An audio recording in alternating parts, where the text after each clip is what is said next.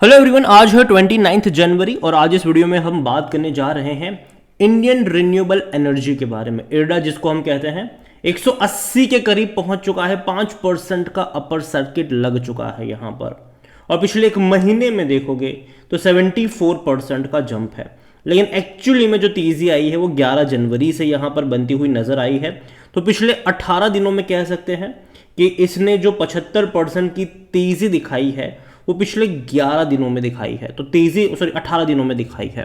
तो काफ़ी अच्छी रफ्तार डेफिनेटली यहाँ पर देखने को मिल रही है।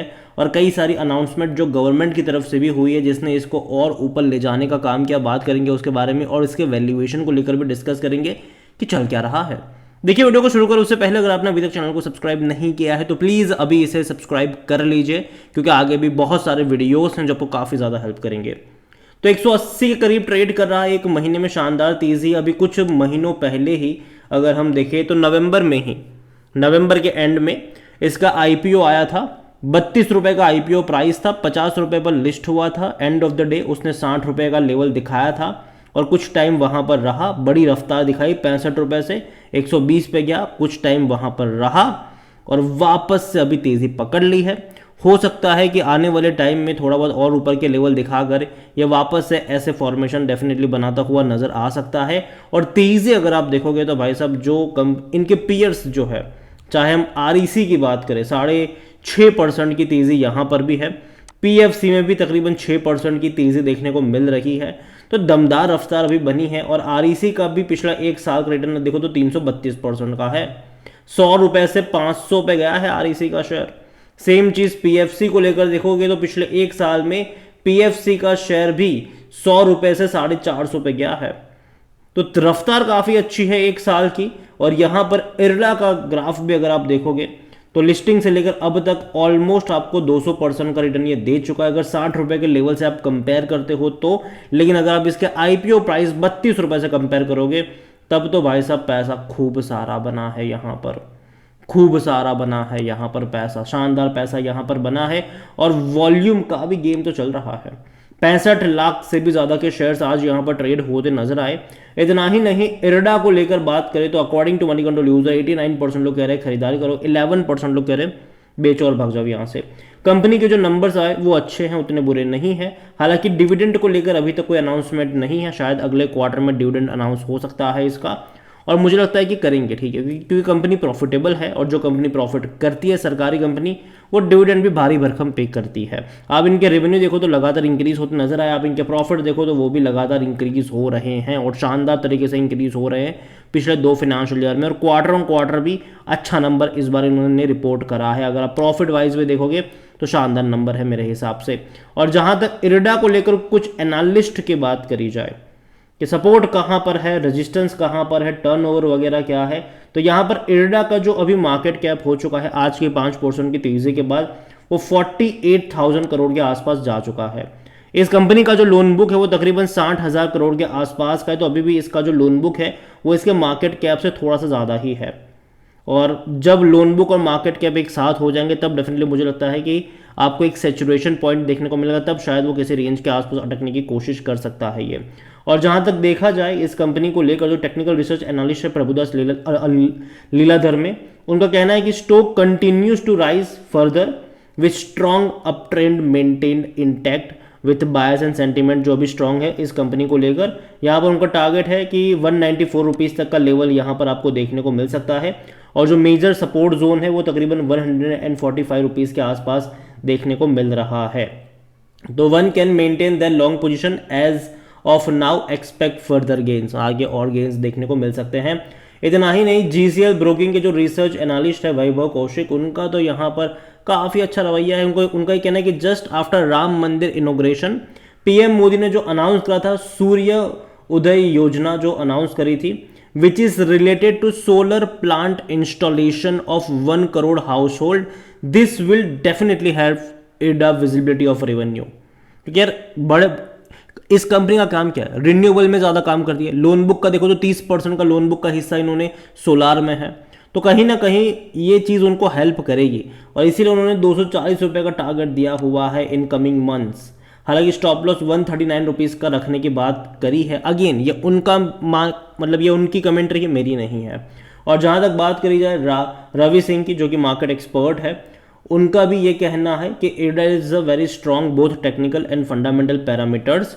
और उनका ये भी कहना है कि लॉन्ग टर्म की अगर हाँ जहाँ तक बात करें तो 190 रुपये का टारगेट्स यहाँ पर हो सकता है, और स्टॉप लॉस 150 रुपये के आसपास रखना चाहिए, जो कि प्रॉबेबल एनी टाइम सून आ भी सकता है कभी कभी। ठीक है, यहाँ पर अगर आप देखोगे तो अभिजीत जो कि ट्रिप्स टू ट्रेड्स के हैं, उनका जो रवैया है यहाँ पर वो थोड़ा सा इस बुलिश एंड एक्सट्रीमली ओवरबॉट है। और जो नेक्स्ट रेजिस्टेंस है उनका वो कहना है कि 168 रुपीज़ के आसपास का है, और investor should book profit at current level as daily close below support 150। हालांकि उनको ये लगता है कि नियर टर्म का जो टारगेट है वो 135 रुपये का हो सकता है इनका। देखो सबकी पॉजिटिव कमेंट्री है, एक नेगेटिव कमेंट्री भी यहाँ पर बीच में बनती है, और वो देखने को मिल भी रही है इनकी। और जहाँ तक बात करी जाए IRDA में वैल्यूएशन को लेकर, तो देखो यार सस्ता तो नहीं है ये। 39 का पी हो चुका है, इसका सेक्टर पी 19 का है। इसके पीयर्स से अगर आप कंपेयर करोगे, जो कि PFC है उसका भैया 9 से भी कम है, REC का 11 से भी कम का देखने को मिल रहा है। जहां अभी हो हल्ला हो रहा है IRFC का कि भैया बहुत महंगा बहुत महंगा है, बहुत महंगा, उसका भी 36 के आसपास का पी रेशियो है, जो कि ये IRDA का उससे भी ज़्यादा है। तो ये एक कहीं ना कहीं कंसर्न ज़रूर है, और कभी ना कभी यहाँ पर एक प्रॉफिट टेकिंग बीच में आपको डेफिनेटली देखने को मिलेगी। हालांकि इनके लास्ट क्वार्टर के नंबर काफ़ी अच्छे थे, 1250 करोड़ के आसपास के इनके रेवेन्यू थे, और 335 करोड़ के आसपास का प्रॉफिट इन्होंने कमाया, जो कि बहुत अच्छी बात है। और आने वाले टाइम में ये प्रॉफिट बढ़ेगा, घटेगा नहीं इनका, ऐसा मैं मान के चल रहा हूँ। और जहाँ तक शेयर होल्डिंग को लेकर बात करी जाए, तो प्रमोटर के पास 75% की होल्डिंग है। देखो अभी भी दिसंबर क्वार्टर का शेयर होल्डिंग पैटर्न आया नहीं है, कि देखो IPO प्राइस 32 रुपये के आसपास का था, उसके बाद कौन खरीद रहा था, कौन बेच रहा था, किसने ऐड करा, किसने कम किया, वो अभी तक पैटर्न पता चलेगा हमें एक्चुअली में जब दिसंबर क्वार्टर के शेयर होल्डिंग पैटर्न सामने आएंगे। क्योंकि प्रमोटर की 75% की होल्डिंग तो है, लेकिन म्यूचुअल फंड की 3.94%, डोमेस्टिक की 4.59% पर है, FIs की 3.95% के आसपास है, और रिटेल और अदर की मिलाकर 12.52% का स्टेक यहाँ पर देखने को मिल रहा है। और ज़्यादातर यहाँ पर रिटेल इन्वेस्टर है 12.41% का स्टेक लेकर, लेकिन डेफिनेटली फ़ायदे में है वो, क्योंकि नवंबर से लेकर अब तक भाई साहब पैसा तो खूब बना कर दिया है इस कंपनी ने। और जहाँ तक IRDA में इनकी लोन बुक का पोर्टफोलियो अगर हम देखें, तो एक बड़ा एलोकेशन जो है वो सोलार में है। 30% का जो एलोकेशन है इनका लोन पोर्टफोलियो का वो सोलार में है। विंड में भी तकरीबन 22.70% का पोर्टफोलियो एलोकेशन है लोन बुक का। स्मॉल हाइड्रो में भी तकरीबन 12.80% का यहाँ पर पोर्टफोलियो एलोकेशन देखने को मिल रहा है। बाकी के छोटे मोटे यहाँ पर पोर्टफोलियो एलोकेशन डेफिनेटली देखने को मिले, चाहे वो शॉर्ट टर्म लोन हो, या फिर चाहे वो बायोमास हो, या फिर चाहे वो state loan facility to state utilities की बात करें, वहाँ पर 17% के आसपास का भी है। तो कहीं ना कहीं कंपनी खराब नहीं है, लेकिन हाँ जिस लेवल पर बैठी है वो लेवल उतना सेफ भी नहीं है। लेकिन ये ज़रूर मैं कहूँगा कि अगर आपके पास है तो कंटिन्यू कर, आप रख सकते हो, जब तक तेज़ी आ रही है तब तक कंटिन्यू करो, यहाँ पर कोई दिक्कत की बात नहीं है। लेकिन फ्रेश एंट्री के लिए मैं अभी भी उतना ज़्यादा आश्वस्त नहीं हूँ मेरे हिसाब से।